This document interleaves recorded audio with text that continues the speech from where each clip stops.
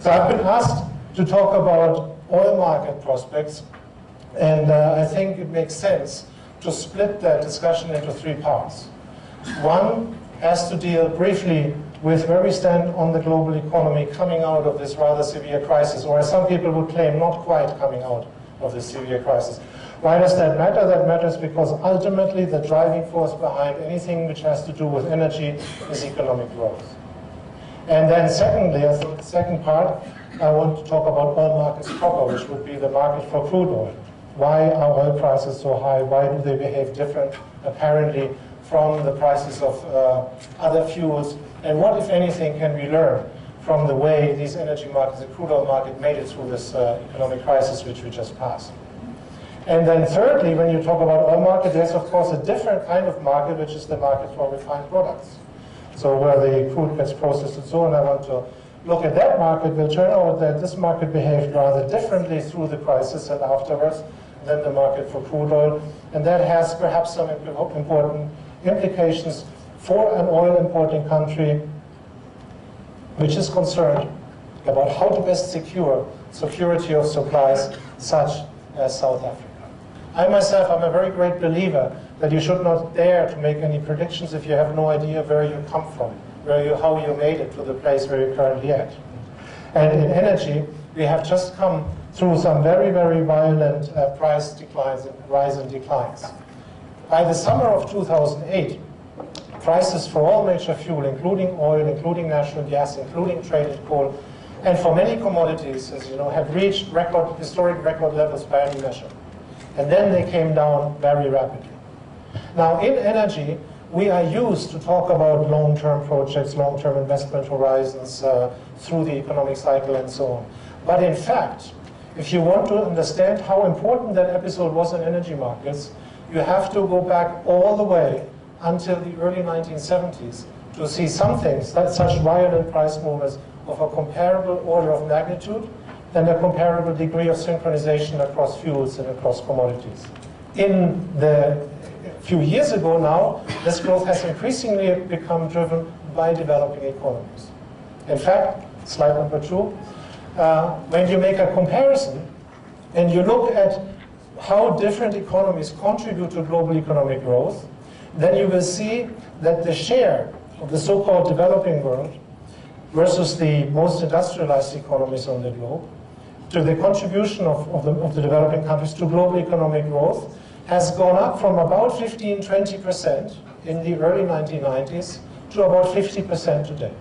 So the developing world contributes about 50% to global economic growth, but about 90% to the increase in energy consumption. And at this point, it's time to scratch one's head, because how can this be? It's not intuitively plausible why poorer countries should use more energy for the same number of economic growth, for the same addition to their gross product. You need 3 times more energy to produce the same $1,000 of GDP in the developing world. Why is that?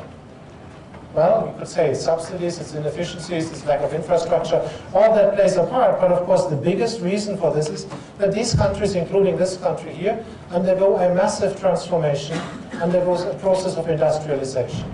And what does industrialization mean? It means that globally speaking, literally hundreds of millions of people are moving out of relatively low energy intensive sectors such as agriculture and into high energy intensive sectors such as industry. In the short term, what we are seeing globally is quite a bounce back from a very low level.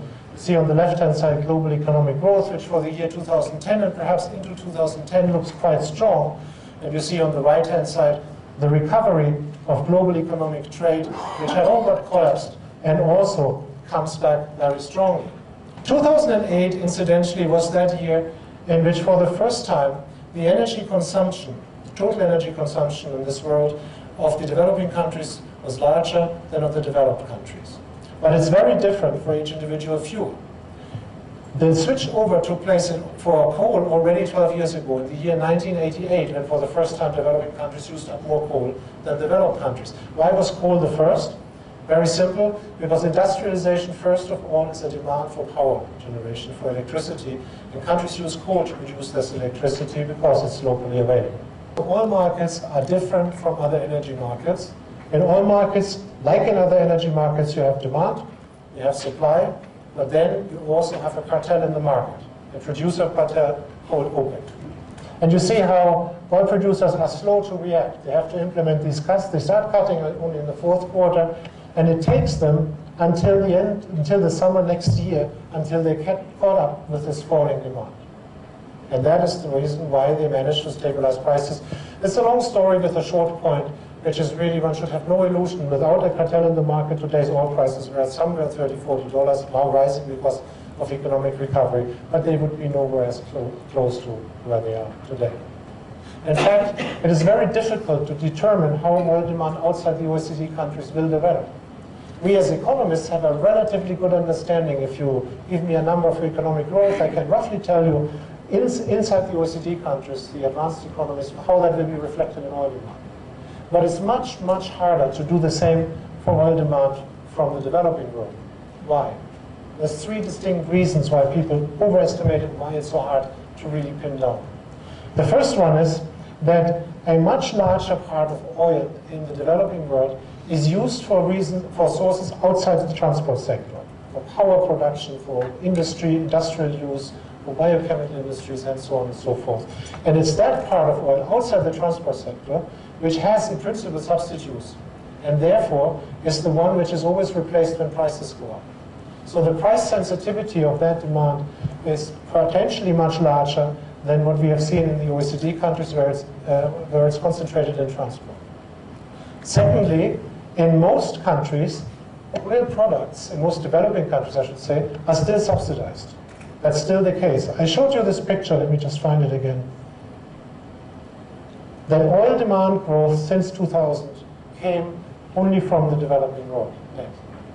I could have shown you the same picture and saying almost all of oil demand growth since the turn of the century came from countries who subsidized oil products, subsidized gasoline or diesel. Now, subsidization is a very expensive hobby to have. And also what it does, it creates misalignments in industrial structure, misalignments in the car fleet and so on. And for this reason, one should expect a development to continue, which we're already seeing, namely that countries are scaling down their subsidies. That means for the first time, consumers will be really confronted with changes in the oil price and will not be sheltered anymore, as most of them were during the period of high prices. And that introduces another unknown but potentially strong effect on oil demand from the non-OECD economies.